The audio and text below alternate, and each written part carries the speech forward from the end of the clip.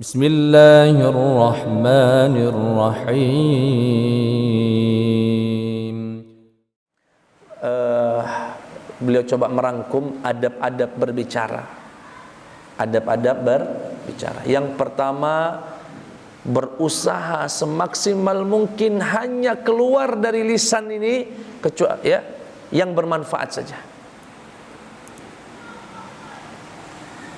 Pak, Bu, dari majelis ini kalau nggak ada ilmu yang dibawa pulang nggak apa-apa, tapi kecuali dia bisa lebih mengontrol kalimatnya.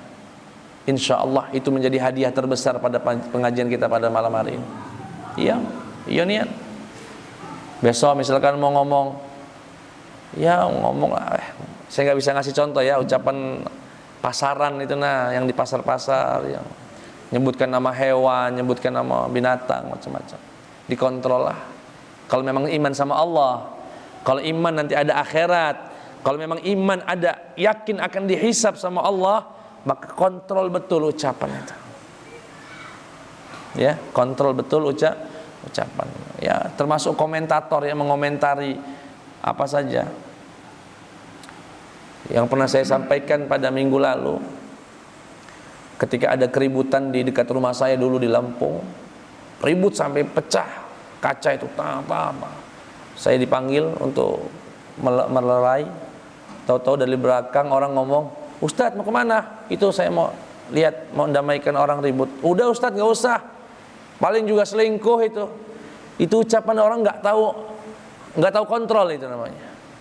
Itu kalau dalam Islam cambuk 80 kali orang tadi, karena dia telah menuduh orang berzina. Qadzaf namanya.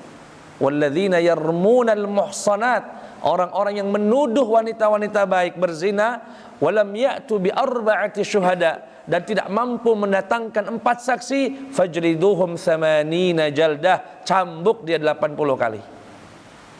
Saya tengok, ya Allah.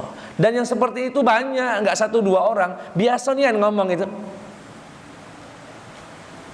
selingkuhlah, naudzubillah, apa dia pelacur, macam-macam. Ucapan-ucapannya enggak, naudzubillahi min.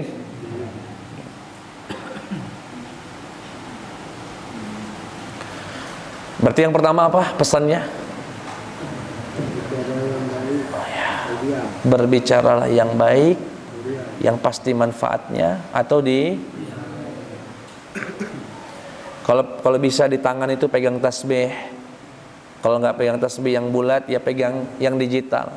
Begitu kita lagi nggak bisa bergerak, untuk setidaknya untuk orang yang seperti kita ini yang butuh diingatkan, kalau itu ada di tangan biasanya ingat, belum sholawat, belum tasbih. Ya, itu baik. Syukur-syukur kalau sudah hatinya tanpa harus diingatkan, dia selalu ingat dengan Allah dan Rasulnya. Baik. Yang kedua, ini adab berbicara. Ini lebih ini lagi. Apa itu? Jangan banyak bicara. Walaupun yang dibicarakan itu boleh-boleh saja, tapi ngomong aja. Walaupun yang diomong itu sebenarnya kalimat-kalimat yang sah-sah saja jadi.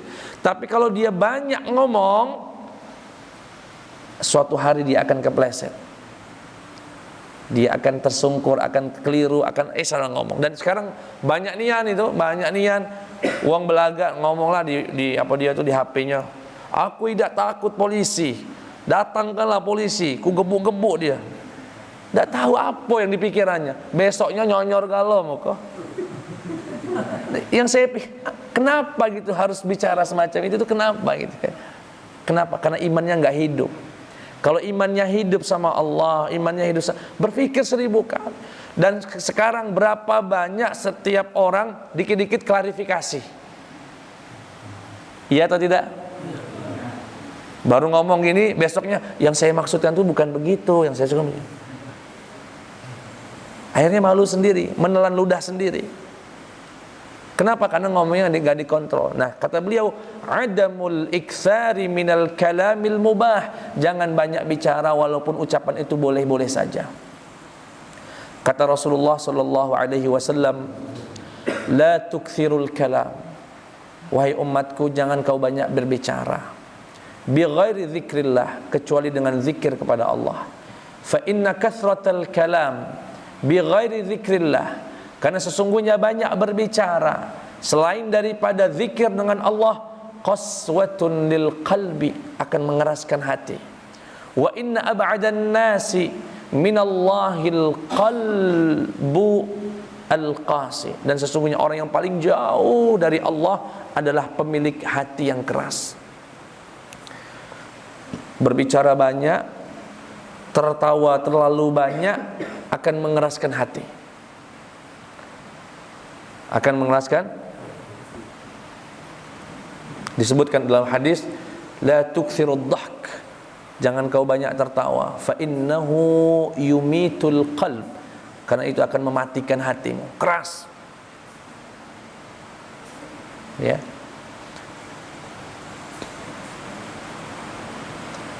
Dan kata Sayyidina Umar radhiyallahu anhu, man kathura kalamuh, barang siapa yang ucapannya banyak, ngomongnya banyak, kathura saqatuh, akan banyak kepelesetnya.